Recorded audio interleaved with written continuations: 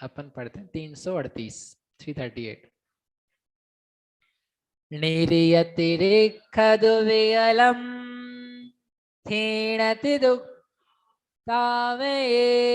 इंदी साहरण सुहम थावर सोलम मध्यम कसायठम।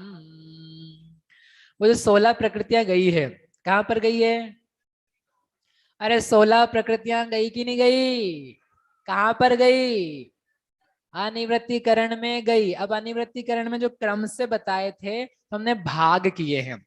अनिवृत्तिकरण में जो संख्या दिखाई थी ना, तो संख्या कितनी है आपके पास? 16, फिर 8, फिर 1, फिर 1, फिर 6, फिर 1 1 1 1, कितने हुए? 3600 प्रकृतियां हुई, राइट। लेकिन पार्ट्स कितने हुए? 9। तो क्या बोलेंगे? अनिवृत्तिकरण के 9 भाग। बंध विच्छुत्ति में 5 करते हैं, उदय विच्छुत्ति में 4 करते हैं, या 2 भी करते हैं। सवेद अवेद कर लो, या सवेद वाले के बाद में क्रोध मान माया, ऐसा करके 4। और जब सत्य विच्छुत्ति करते हैं तो अनिवृत्तिकरण के 9 भाग करते हैं। 9 भाग करें यानी इक्वली डिवाइडेड नहीं है वो यथायोग्य उनके समय समय पर बहुभाग बीतने पर, कोई बीच का संख्यात भाग बीतने पर वो काम होता है। नहीं तो आप इक्वली उसको डिस्ट्रीब्यूट कर दो। लेकिन जब आप विशेष पढ़ोगे नौवा गुण स्थान लब्धि सार में, तब जाके वो स्पष्ट होगा। तो ऐसे जो 9 भाग हैं उसमें जो सबसे पहले 16 जा रही है, उन 16 के लिए यहाँ पर गाथा दी है कि कौन सी 16 पहले जाती है। तो क्या क्या नाम दिए हैं? निरय तिरिख दु, नरक द्विक, तिर्यंच द्विक यानी नरक गति गत्यानुपूर्वी, तिर्यंच गति गत्यानुपूर्वी, वियलम विकलेंद्रिय 2 3 4 इंद्रिय जाति, थीण तिग स्त्यान ग्रद्धिक 3, उज्जोव उद्योत, फिर उज्जोव के बाद में ताव आतप, इंद्रिय एक इंद्रिय, साहरण साधारण, सुहम सूक्ष्म, थावर सावर। ये हो गई 16। गिन लो आप 16 हुई कि नहीं हुई? हो गई 16। अब ये 16 हैं, इनको यदि सिंपलेस्ट वर्जन में देखना हो तो क्या कर सकते हो आप? पता है 16 है, 16 में इनको सिंप्लीफाई करना हो तो कैसे कर सकते हैं? तिर्यक एकादश, तिर्यक एकादश, तिर्यक एकादश याद आया आपको? क्या था तिर्यक एकादश? वे प्रकृतियां जो मात्र और मात्र मात्र त्रियंच को ही उदय में आती हैं, वो ले। तो कौन कौन सी है? तिर्यंच गति, तिर्यंच गत्यानुपूर्वी, राइट। उसके बाद में 1 इंद्रिय, 2 इंद्रिय, 3 इंद्रिय, 4 इंद्रिय, फिर सूक्ष्म साधारण स्थावर आतप उद्योत। हो गई 11। ले सिंपल, तिर्यक एकादश जाती है। तिर्यक एकादश का नाश होना है। साथ में नरक गति गत्यानुपूर्वी है, उसका भी नाश होना है, क्योंकि अब कुछ काम की नहीं, काम की बहुत सारी नहीं है, लेकिन ये प्रकृतियां बहुत ज्यादा इस प्रकार की अप्रशस्तम है जिनका नाश पहले होना चाहिए। तो ये प्रकृतियां जाएगी। तो 13 11 और 2 हुई नरक गत्यानुपूर्वी, नरक गति, कुल मिला के हुई 13।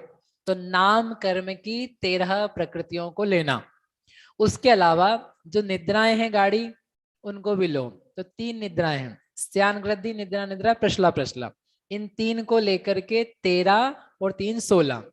13 नाम कर्म की और 3 दर्शनावरण की। ऐसा करके 16 प्रकृतियों की सत्व विच्छुत्ति कहां पर होती है? कहां पर होती है? नवे गुण स्थान के पहले भाग में। ये गई, ये उदय में भी नहीं आ रही थी। जिनका उदय आता रहेगा तो उनको कैसे नाश करते रहेंगे? वो बस कुछ ही रहेगी कि लास्ट समय तक उदय है, लास्ट समय तक उसका सत्व विच्छेद फिर वहां पाया जा रहा है। बाकी ये प्रकृतियां उदय में आना कब से ही बंद हो चुकी थी। बंध तो वैसे भी बहुत पहले से बंद करना पड़ेगा। बंद हो जाने के बाद नहीं तो टाइम काफी लगता है नाश करने के लिए। तो बंध पहले ही गया, उदय भी पहले ही गया, और फिर अब ये सत्व यहाँ जा रहा है। फिर है अट्ठ, तो उन्होंने कहा मध्यम कषाय अट्ठम, जो मध्य की 8 कषाएं हैं उनको लेना दूसरे भाग में। मध्य की 8 कषाएं कौन सी है? 1 2 3 4, ये 4 उंगलियां हैं, तो 4 में मध्य की उंगलियां कौन सी है? या पूर्व अनंत अनुबंधी या प्रत्याख्यान प्रत्याख्यान संचलन, तो दो बीच की कौन सी आई? प्रत्याख्यान अप्रत्याख्यान, राइट, अप्रत्याख्यान प्रत्याख्यान। तो वो 8 मध्य की जो कषाएं हैं उनको भी नष्ट किया जाता है यहाँ आकर के।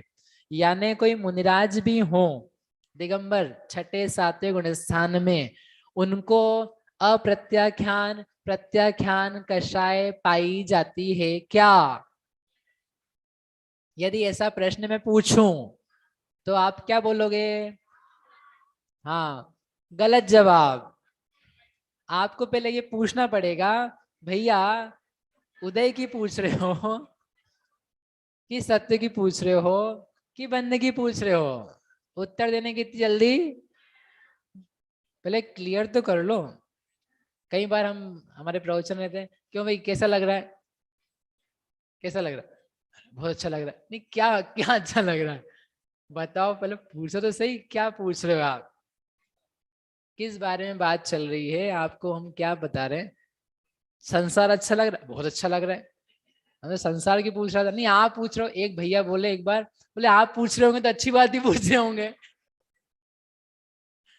ये ऐसा नहीं एजम्पशन लेके चलो आप स्पष्टीकरण करो उसका। ठीक है, एजम्पशंस में क्या होता है, आप किसी और फ्रेम में हो, मैं किसी और फ्रेम में हूं, हमारी फ्रेम्स मैच नहीं करेगी तो उत्तर गड़बड़ाएंगे, उत्तर ठीक नहीं निकल के आएंगे। और होता यही है, जहां जहां प्रॉब्लम्स होती है, समझ नहीं पा रहे हैं, समझा नहीं पा रहे हैं, तो हमारे आपके जो फ्रेम है, फ्रेम समझे, माइंडसेट है या उपयोग है, जो हम सोच रहे हैं वो हमारे मैच नहीं कर रहे हैं। मैच करेंगे तो सब ठीक हो जाएगा। आचार्य भगवान जो बताते हैं उनकी फ्रेम, और जो हम जी रहे हैं, हम जो सोच रहे हैं, वो हमारी फ्रेम, वो दोनों के विचार और दोनों की दृष्टि, दोनों का चश्मा जो है वो क्या है, अलग अलग जाता है। तो उनकी बातें हमारे समझ में नहीं आती, हम हाँ हाँ बोल देते हैं लेकिन समझता नहीं है।